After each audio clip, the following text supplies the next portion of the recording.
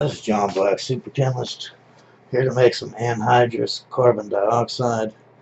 Now, I already have a video on how to make carbon dioxide and actually make it, but I don't make it anhydrous. I do go into the apparatus and the way to do it, but I don't actually do it in that video, so I'm going to do it in this video because I need a carbon dioxide source that's going to be steady but not get crazy out of hand, you know what I mean? For a grignard reaction. A grignard reaction, you need some type of carbonyl source, like an aldehyde. Here's a carbonyl. Here's carbon dioxide. You can see it's just a double carbonyl almost, right? So I'm going to use carbon dioxide in some grignards. Way I'm going to make the CO2. I get some baking soda, sodium bicarbonate. I'm going to add heat. It's got to be greater than 80 C. That's when the production starts. And you will make sodium carbonate, water, and CO2. So I'm going to heat up the sodium bicarbonate. I'm going to get the water out of there with the water-cooled condenser and also this here, right here. You see I got it filled up with salt in there. That's anhydrous salt. And up on top, I put some at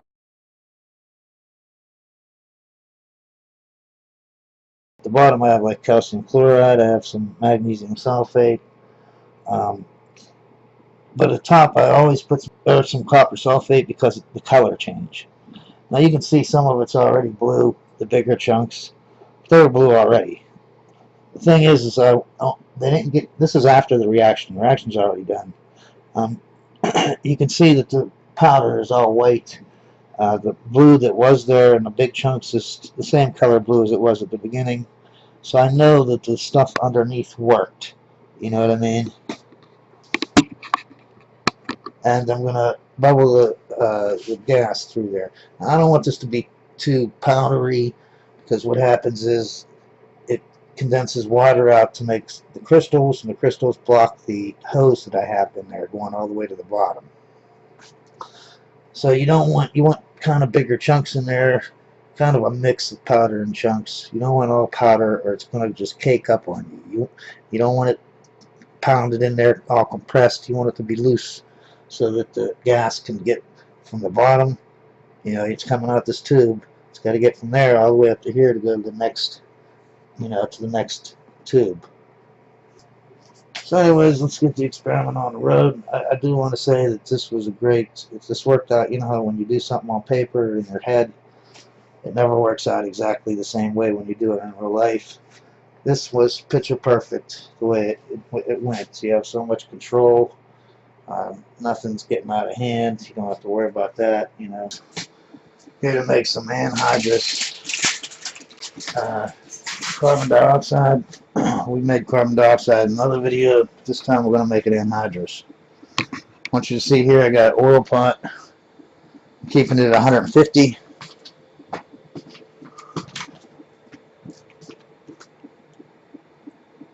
(148 to 150 Celsius). And inside the pot there, I don't know if you can see, I got 2 moles or 160 grams of somewhere around there. It's not exact. About 2 moles of baking soda, right? Sodium bicarbonate. So it's getting heated up. Once it hits like 80 C or something like that, it starts coming out slowly. Carbon dioxide at 80 comes out fast. I have it 150, so you can see the rate is coming out. See, it's bubble, bubble, bubble, bubble. Alright, so we're just heating it up and we're letting the carbon dioxide come out. And basically we have this set up like a Dean Stark apparatus, right? It comes up like it's refluxing, right, to this water-cooled condenser. And then any water that is in there will be condensed and come down into this round bottom flask here, right? So it can't escape past there.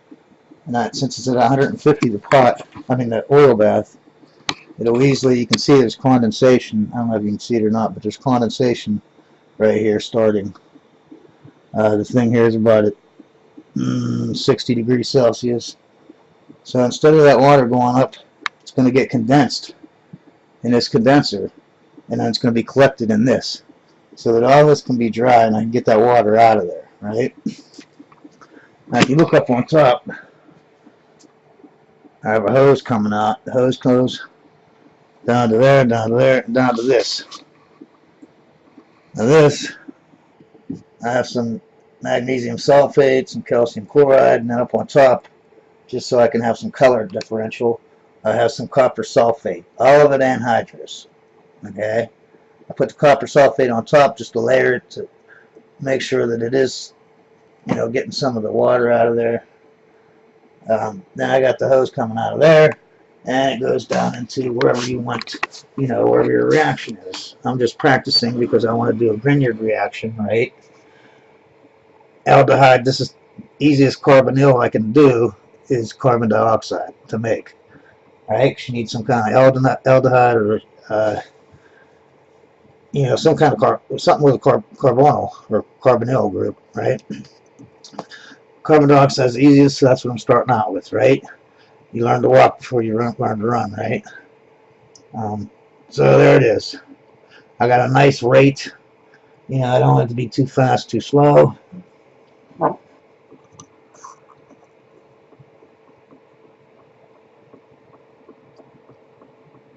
Yeah, that's actually might be a little too fast, but I like that. That's a good speed. Keeping it at 148, 150 Celsius, that oil bath.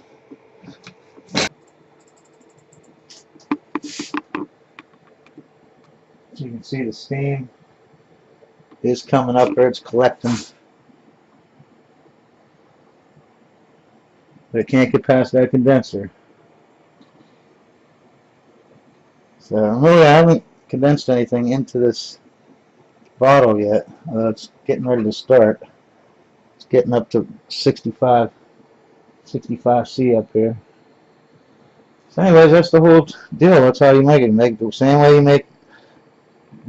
make regular carbon dioxide, but you want to do this Dean Stark thing.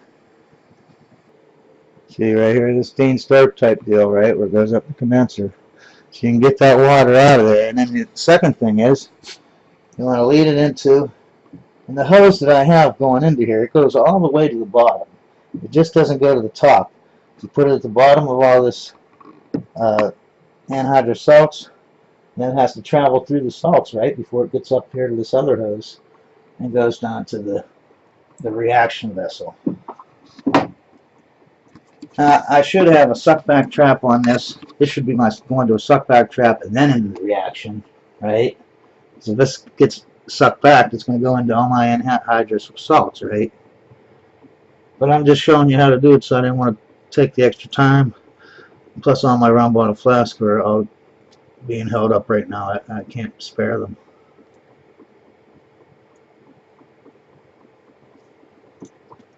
So that's it. Anhydrous carbon dioxide for grignard reagent. Now, the reason I'm doing this is because I want to make sure that I can do it slow and I can do it steady, and you know what I mean. And so far, it's working out pretty good. It's a nice, steady process as long as I keep the heat the same, and I'm definitely keeping the water out. I can see it's actually starting to condense right now. Probably in another 10 minutes, I'll get a single drop or something in there of water. Oh well, I'm starting to finally get some water in there. I know you can't see it, but there's actually some drops coming in now, finally. There's like a milliliter in there. You know, keeping the pot at 140 C, 150 C, keeps the still head temperature at about 70. So I jacked it up now to 80. Still head temperature of 80. I have it at like 170 for the pot. So that, you must have to get rid of all the water. I'm sure this water is absorbing the CO2 that I'm making, and it drips back down in there. Then you got you know, CO2 and water. That makes carbonic acid, reacts with the sodium carbonate we're making, and you end up recycling your product. I think you're just going to have to. I have the oil bath at 180 now, and the steelhead is at 90. So what I'm going to do is I'm going to make sure that I bet this only ends once you distill all this water out of here. Now you can see there's a little puddle in there right now.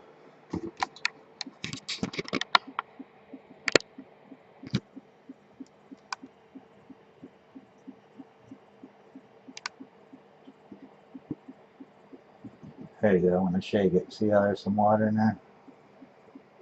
You can definitely see it beading up all over the place.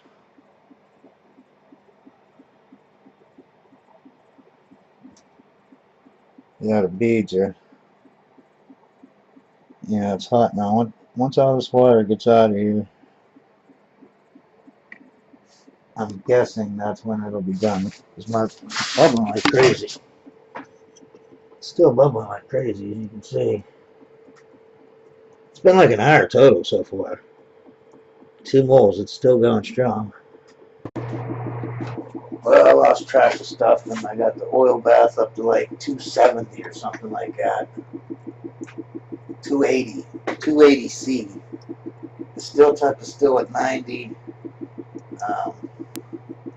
You can see it's coming out fast. I turned the flame off. I'm done. I can see that that's the deal. You have to get all the water out of there. Once you get all the water out of there, then you're done. You know what I mean? I do like that. I mean, like I said, it's the oil bath at 280C. The still temp is still at 90. This is a very slow process. You know what I mean? You can't. That's why I like this. This setup worked out a lot better than exactly the way I thought it would.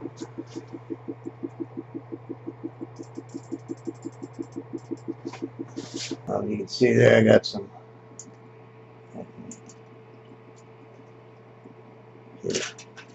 See the water at the bottom there. And over here. See the condensation's out. No condensation until you get up to here. So as soon as this condensation gets out of here and that goes, that'll be it. You can see it's still coming out quick.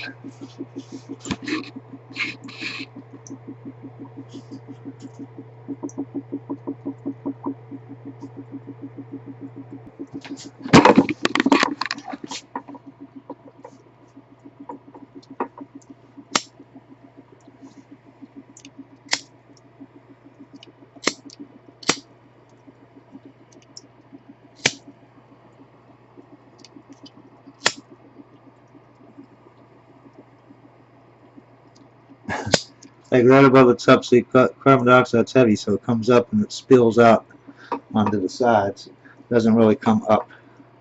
So your flame works here. As soon as you get it right at the level with the cup, that's it, it'll stop.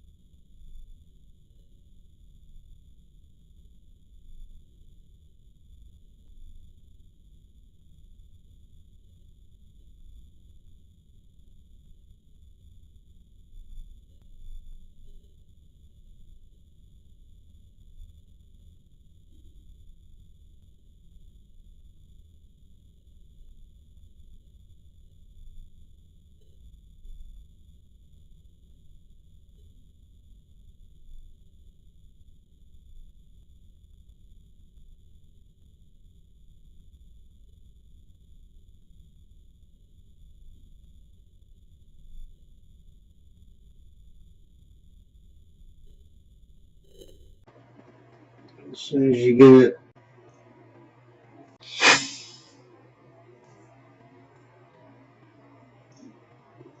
y'all have a good day, and always remember, science is great.